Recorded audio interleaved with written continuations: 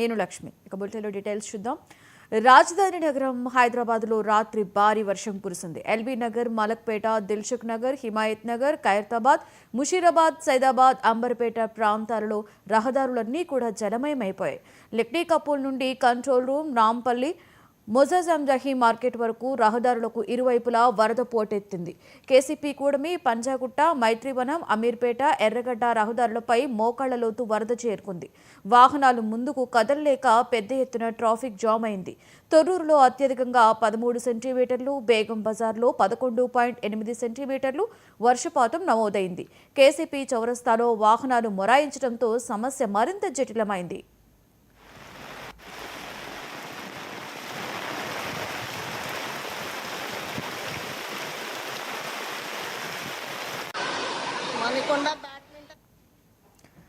దక్షిణ కోస్తాంధ్ర తీరం వద్ద ఏర్పడిన ఉపరితల ఆవర్తనం ప్రభావంతో నేడు, రేపు, ఎల్లుండు పలు జిల్లాలలో భారీ వర్షాలు కురిసే అవకాశాలు ఉన్నాయని వాతావరణ శాఖ తెలిపింది.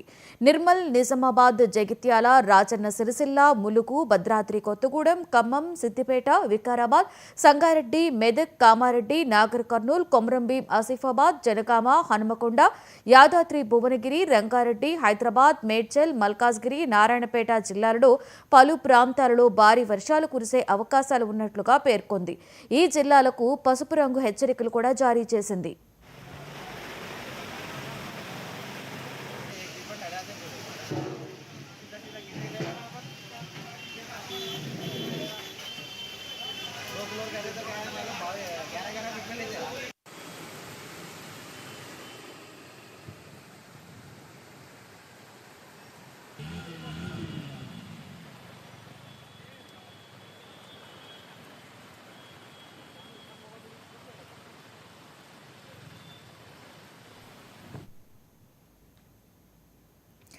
తెలంగాణకు హైదరాబాద్ వాతావరణ శాఖ అధికారులు మరొకసారి రెయిన్ అలర్ట్ను జారీ చేశారు. దక్షిణ కోస్తాంధ్ర తీరం వద్ద ఏర్పడిన ఉపరితల ఆవర్తనం ప్రభావంతో రాష్ట్రంలో భారీ వర్షాలు కురిసే అవకాశాలు ఉన్నాయన్నారు.